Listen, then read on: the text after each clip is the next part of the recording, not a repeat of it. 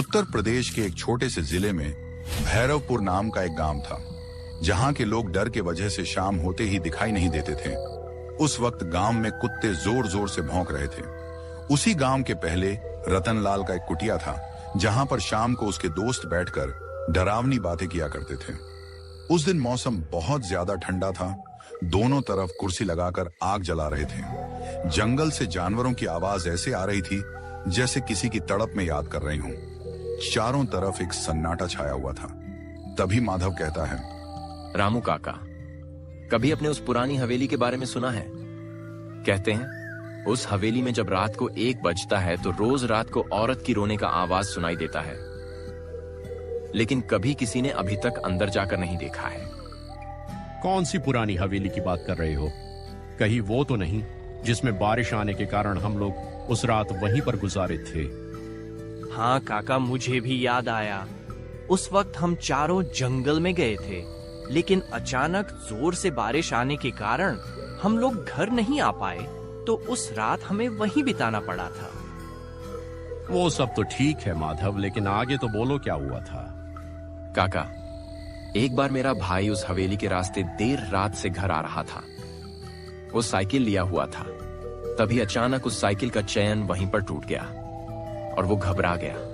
Cycle का चैन बनाते बनाते उसका हालत खराब हो गया था। फिर वहीं औरत की रोने की आवाज उसको सुनाई दी थी।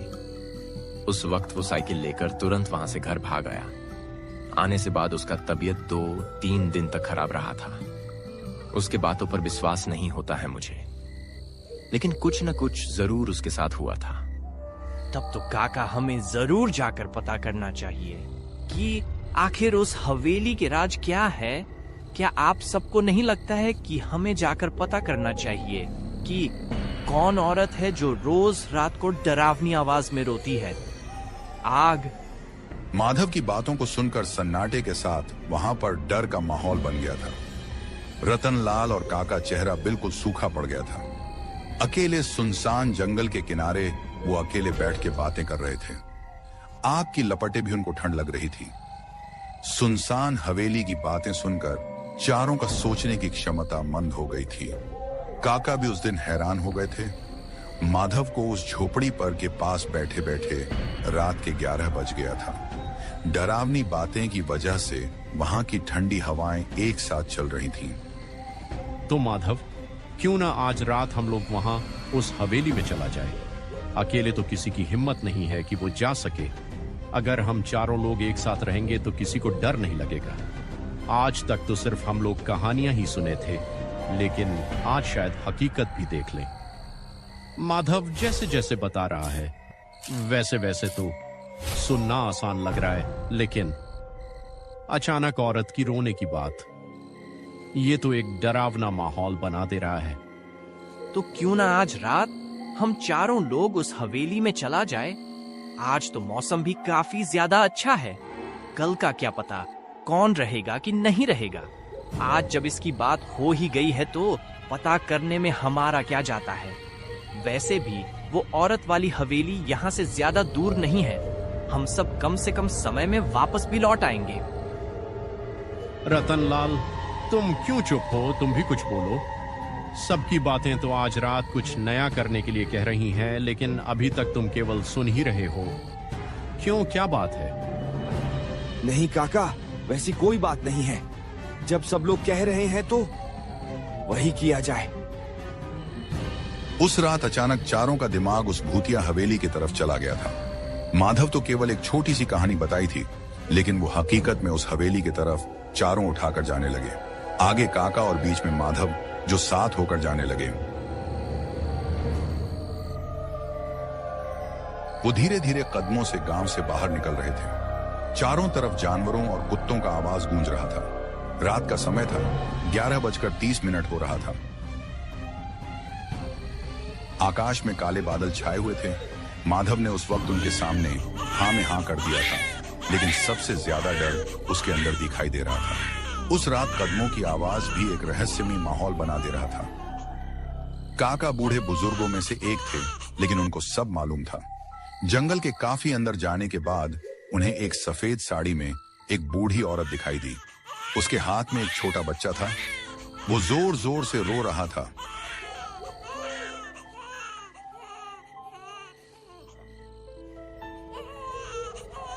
ये सब देखकर वो चारों हैरान रह गए। आधी रात को औरत और वो भी एक बच्चे के साथ इस सुनसान रास्ते में। देखते ही माधव को कुछ अजीब सा महसूस होने लगा। वो पहले भी ऐसी घटना कुछ ऐसे ही करके अपने गांव वालों से सुना था। उस वक्त बच्चे की मासूमियत देखकर काका का दिल पिघल गया। अरे तुम कौन हो और इस बच्चे को लेकर इतनी रात को क्या कर रही हो? ये बच्चा किसका है? जोर जोर से रो रहा है। तुम्हें इसको लेकर अपने घर जाना चाहिए, लेकिन देखने में उदास दिखाई दे रही हो। क्या बात है? कहीं कुछ हुआ तो नहीं ना है तुम्हारे साथ? वो औरत देखने में साधारण दिखाई दे रही थी, लेकिन उनके अंदर का छिपा डायन का भयंकर रूप दिखाई नहीं दे रहा था। वो अपना चेहरा उदासी के रूप में ढाल ली थी, ताकि किसी को उसकी पीछे छिपी मासूमियत का राज न दिखाई दे। अरे बेटा, क्या तुम सब मेरी मदद कर सकते हो? इस बच्चे का तबीयत बहुत ज्यादा खराब है। भूख के कारण ये तड़प कर रो रहा है। ये बच्चा मुझे आगे तालाब के किनारे मिला है। लगता है किसी ने इसको छोड़कर वहाँ से चला गया है। मुझे देखा नहीं गया तो इसे लेकर यहाँ आ गई। उस बूढ़ी औरत की मधुर बातों को सुनकर माधव को रहा नहीं गया। वो झट से बोला, दादी माँ, अब तो बेचारे इस बच्चे की माँ इसे इस हालत में छोड़कर चली गई है। वो ना जाने किस पत्थर दिल की होगी जो अपने ही बेटे की नहीं हुई। आपने इस हालत में बच्चे की मदद की है, इसका फल भगवान आपको जरूर देगा। बेटा, उम्र ढल जाने के कारण और दूरियां मुझसे नहीं चला जा रहा है। क्या तुम सब मेरी इस हालत में मदद कर सकते हो? इस बच्चे को लेकर अस्पताल जाना बहुत ज्यादा जरूरी है, नहीं तो ये मर जाएगा। आधी रात को उस औरत का बीच जंगल में होना, और वो भी एक छोटे नवजात बच्चे के साथ, काका को कुछ अजीब लग रहा था। उनके मन में एक प्रकार का चिंता हो गया था। देखते देखते रात का 12 बज गया। जंगल में और जोर जोर से कुत्तों के और जानवरों के भौंकने की आवाज गूंजने लगी। चारों तरफ सन्नाटा छाया हुआ था। एक तरफ बच्चे को देखकर माधव का दिल पिघल रहा था, वहीं दूसरे तरफ काका को वो बूढ़ी औरत कुछ अजीब दिखाई दे रही थी। हम सब इस हालात में तुम्हारी कोई मदद नहीं कर सकते। आपको खुद इस बच्चे को लेकर जाना होगा। इस वक्त हम किसी काम के सिलसिले में जा रही हैं। ऐसे में मैं आपकी की कोई मदद नहीं कर सकता हूँ। रात भी काफी ज्यादा हो गया है, अब हम सब और नहीं रुक सकते हैं। बूढ़ा उसकी माया को देखकर पहचान जाता है और उन तीनों, माधव, रतनलाल और मदन को लेकर अपने साथ चला जाता है। वो बुरी साया उस बच्चे को लेकर वहीं देखती रह जाती है। माधव, रतनलाल, अमन और काका उस सफेद डायन से छुटकारा पाकर वहां से तुरंत निकल लेते हैं, लेकिन कुछ ही दूर आगे जाने के बाद पीछे कदमों की आवाज सुनाई देती है।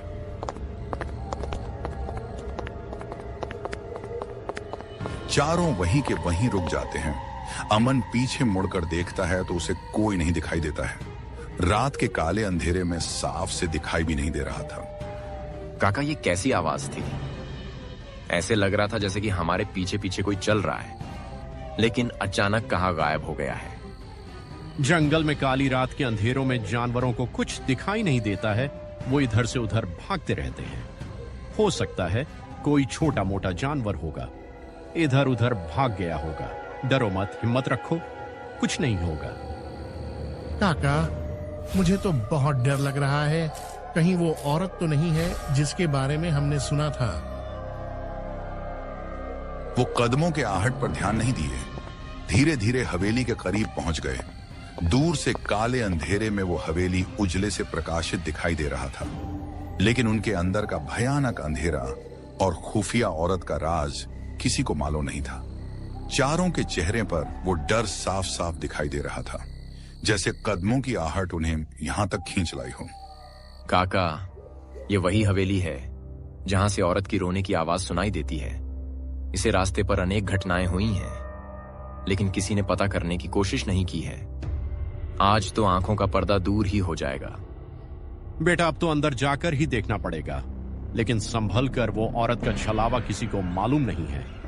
हम सबको सावधानी के साथ एक साथ रहना होगा। हम सबको देखकर उस औरत की शक्तियां फीकी पड़ सकती हैं, इसलिए कोई कहीं नहीं जाएगा इधर उधर। धीरे धीरे वो चारों उस भूतिया हवेली के अंदर चले गए। माधव का शरीर पहले से ही कांप रहा था। वो हाथ जोड़कर सबसे पीछे खड़ा था। तभी अचानक सरसराहटों के साथ खून से लटपटा गर्दन कटा हुई पिशाच सामने प्रकट हो जाता है। उसका भयानक रूप देखकर चारों के रूह कौंप गया। देखने में डरावना चेहरा और उसकी बड़ी बड़ी आंखें, मानो जैसे उसका सिर किसी ने जिंदा काट के दफना दिया हो।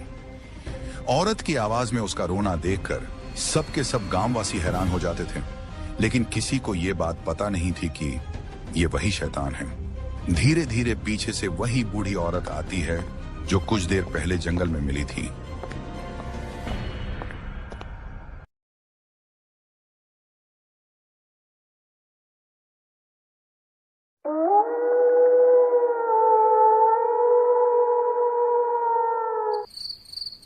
हर इंसान के अंदर कुछ राज छुपे होते हैं, कुछ ऐसे राज जो बहुत वक्त बाद खुलते हैं। यह कहानी रामपुर गांव की है। बरसात का मौसम था और आसमान में बिजली कड़कने की आवाज हर तरफ गूंज रही थी। उसी गांव में दूर कहीं एक छोटा सा ढाबा था जहां कुछ ही लोग जाया करते थे। आज भी वहां कुछ लोग बैठे मौसम का मजा ले रहे थे। रामू भाई, क्या मस्त मौसम है। इस मौसम में तो इस तरह ढाबे की चाय में अपना ही मजा है। हाँ, सही कह रहा है। ऊपर से रात के इस वक्त बिजली भी चली जाती है। ये अजीब मजाक है यार, लेकिन जो भी हो, इस वक्त यहाँ साथ में बैठकर एक अलग ही मजा आता है। सच में मेरा तो दिल करता है कि बरसात के इस मौसम की ये पूरी रात यहीं पर गुजार दूं, यहाँ बैठकर ये पकौड़े, चाय और दोस्तों के साथ। इस सब का मजा ही कुछ और है। और तू एक बात भूल रहा है, जब साथ में रामसुख चाचा की कहानी भी हो जाती है तब तो मजा डबल हो जाता है। वैसे ये चाचा के किस्से सिर्फ झूठी कहानियां नहीं होते, बल्कि उनके सारे किस्से सच होते हैं। अरे छोड़ो भाई, मुझे तो नहीं लगता कि रामसुख चाचा की कहानियां सच होंगी। आजकल के दौर में ऐसा कहाँ होता है, ये भूत चालवा वगैरह। वो तो तू इन सारी बातों पर यकीन नहीं करता, इसलिए ऐसा कह रहा है, लेकिन सच्चाई तो ये है कि ये सारी बातें सच होती हैं। लेकिन ये रामसुख चाचा तो अभी तक नहीं आए। मैंने तो कहा भी था कि थोड़ी देर में ढाबे आ जाना। अच्छा, शोर मत करो, चाचा बस आते ही होंगे। तब तक हम अपना गपशप लगाते हैं। वो लोग हंसी जाक कर रहे थे और उनकी बातों के साथ ही आसमान में बिजली के गरज गूंज रहे थे। और तभी वहां पर रामसुख चाचा ढाबे पर आ जाते हैं। अरे ये लो, रामसुख चाचा भी आ गए। अब तो इस बरसात का मजा आएगा। लगता है कि तुम सबको मैंने आज बहुत इंतजार करवाया। हाँ चाचा, आप सही पकड़े गए। हम आपका ही इंतजार कर रहे थे। लेकिन क्या हुआ, आज इतनी देर क्यों हो गई?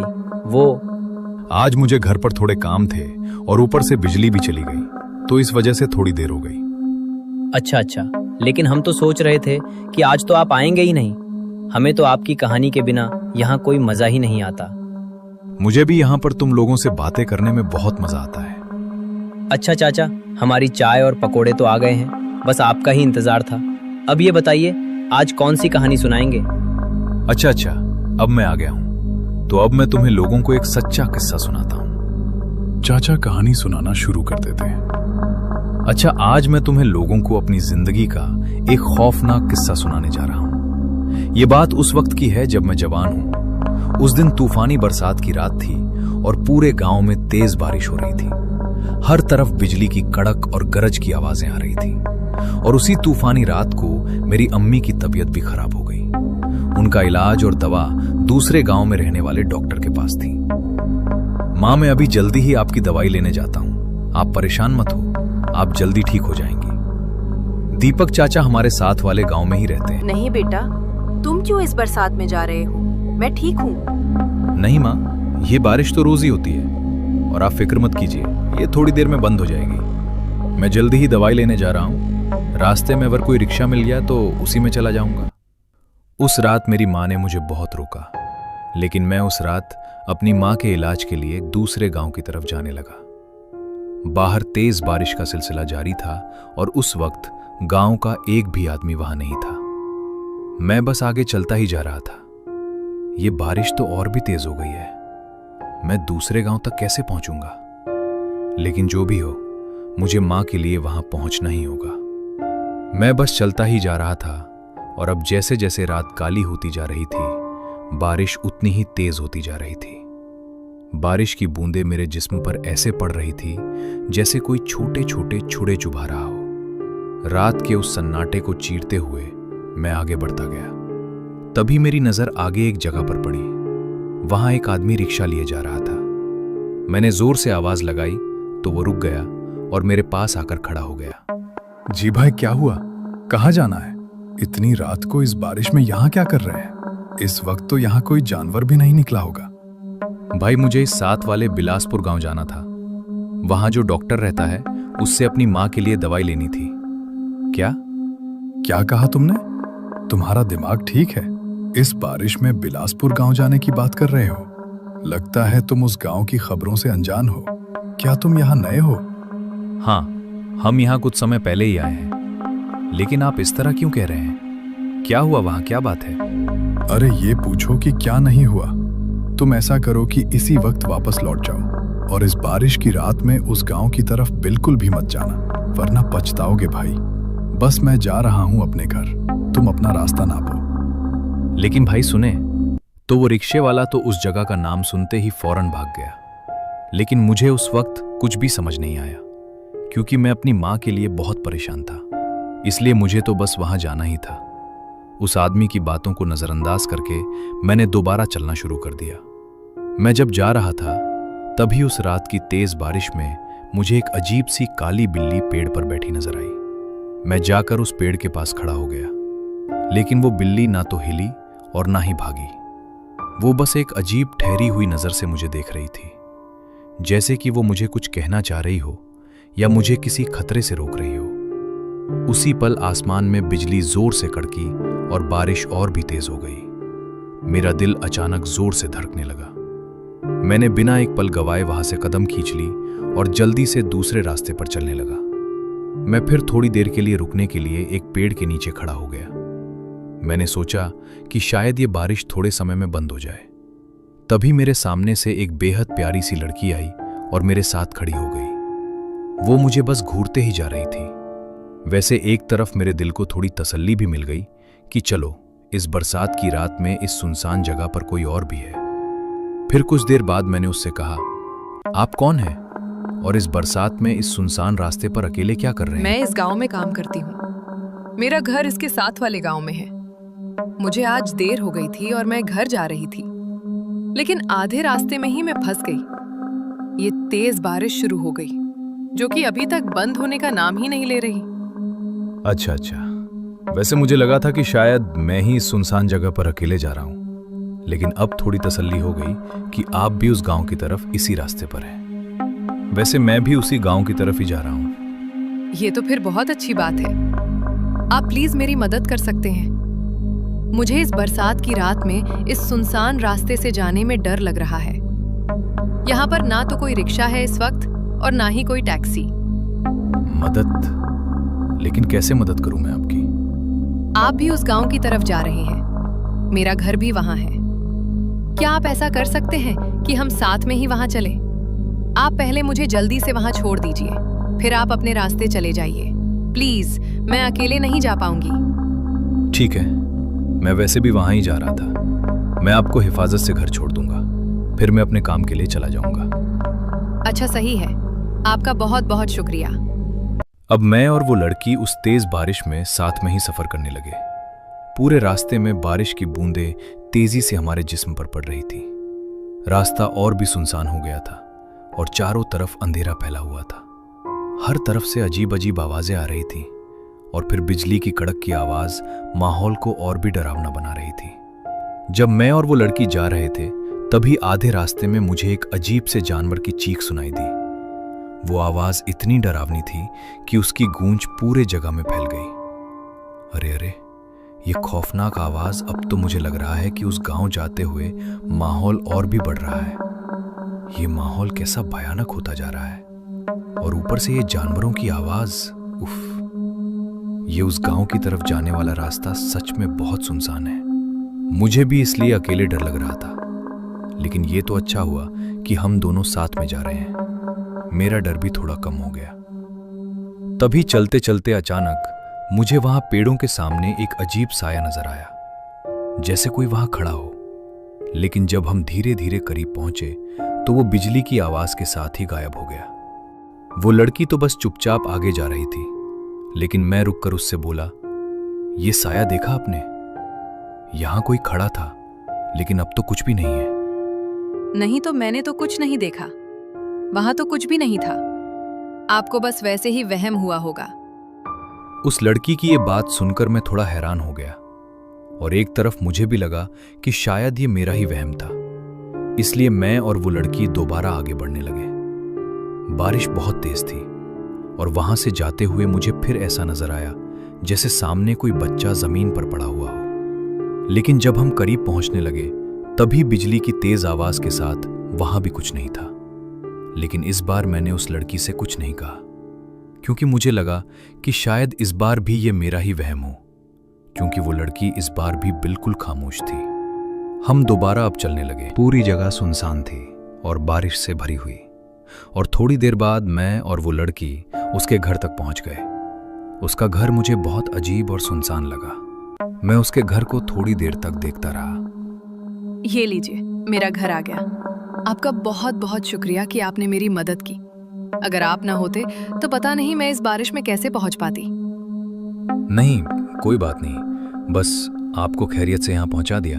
अब मैं अपनी मंजिल की तरफ चलता हूँ, मुझे पहले ही देर हो चुकी है। रुकिए, आप ऐसे नहीं जा सकते। मेरा मतलब है कि आप थोड़ी देर यहीं रुके। मैं आपके लिए छतरी लेकर आती हूँ। आप उसके सहारे इस बारिश से थोड़ा बच जाएंगे। अच्छा, यहाँ पर ही रुके रह जाना मत। ठीक है। वो लड़की ये कहकर अपने घर की तरफ जाने लगी, और मैं उसकी प्रतीक्षा करने के लिए वहीं रुक गया। इंतजार करते करते बहुत देर हो गई, लेकिन वो छतरी लेकर अब तक बाहर नहीं आई थी। इसलिए मुझे बहुत अजीब लगा, ये इतनी देर क्यों कर रही है?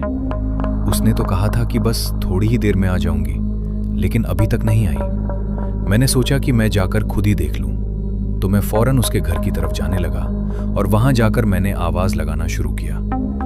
सुने, मैं आपका इंतजार कर रहा हूं, कहाँ हैं आप? घर में सब ठीक तो है ना?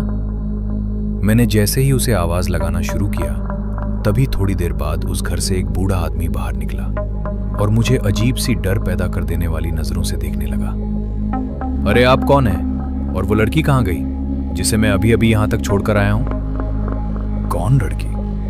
मैं यहाँ रहता हूँ, और मैं अकेला ही रहता हूँ। यहाँ कोई लड़की नहीं रहती। अरे ऐसा कैसे हो सकता है? मैंने खुद उसे अभी यहीं छोड़ा था। वो कह रही थी कि मेरे लिए छतरी लेकर आएगी। 1 मिनट रुको। तुम पहले ये बताओ कि कैसी लड़की थी, और उसने तुम्हें क्या कहा था? उसने हरी रंग की साड़ी पहनी थी और बहुत खूबसूरत सी लड़की थी। कह रही थी कि इस गांव तक मुझे पहुंचा दो, अकेले मुझे डर लग रहा है। अच्छा, तो तुम्हारा सामना भी उस अनामिका से हुआ है? अनामिका? कौन अनामिका? अनामिका वो है जो बरसात की रात में निकली थी, और आधे रास्ते में तेज बारिश शुरू हो गई थी। उसने बहुत से लोगों से मदद मांगी, लेकिन किसी ने उसकी मदद नहीं की। इसी वजह से जंगल जाते वक्त एक खौफनाक जानवर ने उसे मार दिया। इसके बाद वो एक चहलावा बन गई, और अब गांव में घूमती रहती है। बरसात की रात में जो भी निकलता है, पहले वो उससे मदद मांगती है। जो उसके मदद करने से इनकार करता है, वो उसी वक्त उसे अपना शिकार बना लेती है। मैं उसकी बात सुनकर ऐसा शून्य हो गया जैसे मेरे अंदर से रूह ही निकल गई हो। मुझे अब कुछ भी समझ नहीं आ रहा था, नहीं ये कि वो आदमी सच बोल रहा है या झूठ, और ना ही ये कि वो लड़की सच में चहलावा थी या क्या। मैंने और कुछ नहीं सोचा और जल्दी से वहां से जाने लगा। मैंने उससे एक भी बात नहीं की और बस वहां से निकल गया। लेकिन तभी चलते चलते जो मैंने देखा, उसे देखकर मेरे पैरों तले जमीन खिसक गई। मेरे सामने वही लड़की हवा में खड़ी थी, लेकिन उसका सिर्फ शरीर था, सिर बिल्कुल नहीं था। फिर वो डरावनी आवाज में कहने लगी, आपका बहुत बहुत शुक्रिया, आपने मुझे घर पहुंचाया और मेरी मदद की। उसकी आवाज सुनकर ही मैं डर के मारे वहीं जमीन पर गिर पड़ा और बेहोश हो गया। जब मेरी आंख खुली तो मैं अपने घर पर था और मेरे सामने मेरी माँ बिल्कुल ठीक खड़ी थी। उनकी दवाई भी वहीं रखी थी, मतलब उस वक्त माँ के लिए दवाई भी आ गई थी और मैं भी सही सलामत घर पहुंच गया था। माँ ने मुझे बताया कि कुछ गांव वालों ने मुझे रास्ते में बेहोश पड़ा देखा और मुझे घर पहुंचा दिया। अगर मैं उस रात उस लड़की की मदद ना करता तो मुझे खुद नहीं पता कि मेरे साथ आखिर क्या होता, लेकिन मैं बच गया।